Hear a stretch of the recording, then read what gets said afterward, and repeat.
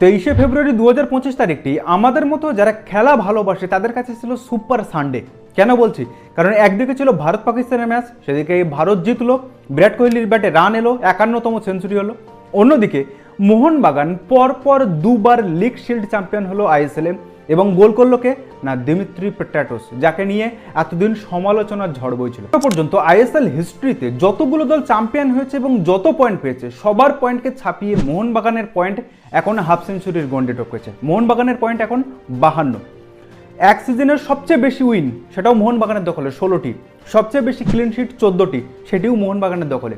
এক সিজনের সবচেয়ে বেশি গোলের রেকর্ড মোহনবাগানের 43টি, সবচেয়ে কম গোল কনসিড করেছে মোহনবাগান 14টি, সেট পিচের সবচেয়ে বেশি গোল মোহনবাগানের 20টি। এরকমভাবে ডমিনেন্সভাবে মোহনবাগান যে পরপর দুবার, এটাও আইএসএল হিস্ট্রিতে কিন্তু প্রথম। এখনো পর্যন্ত কোনো দল পরপর দুবার আইএসএল লিগ শিল্ড জেতেনি। মোহনবাগান এখনো মনে প্রাণে বিশ্বাস করে যে এই ফুটবল খেলাটা ওই আয়তাকার মাঠের মধ্যে হয়, গ্যালারিতে হয় না, সোশ্যাল মিডিয়াতে হয় না, সমর্থকদের মধ্যে হয় না। তাই মোহনবাগান কোনো অজুহাত না দিয়ে মাঠেই খেলতে নামে, ফুটবলটা ওই মাঠেই খেলে। কারণ কে কি বললো তাতে মোহনবাগানের কোনো যায় আসে না। কারণ কে কি বললো ছাই না বললো, মোহনবাগান ভারতের একমাত্র জাতীয় ক্লাব। এখনো পর্যন্ত লিগ চ্যাম্পিয়ন টেবিলে মোহনবাগান সবার উপরে, 7টা লিগ চ্যাম্পিয়ন হয়েছে মোহনবাগান, সেখানে ডেম্পো 5টা। তাই মোহনবাগান যখন মাঠে নামে জিততে নামে, মোহনবাগান যখন মাঠে নামে তখন চ্যাম্পিয়ন হতে মাঠে নামে। তো আপনারা কি বলেন?